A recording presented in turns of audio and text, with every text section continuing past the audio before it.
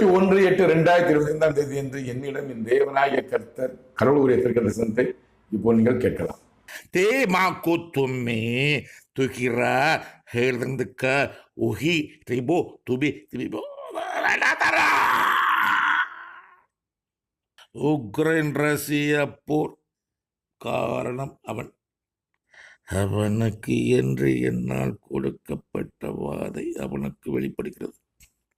மரண படுக்கை அவனுக்கு கொடுக்கப்படுகிறது.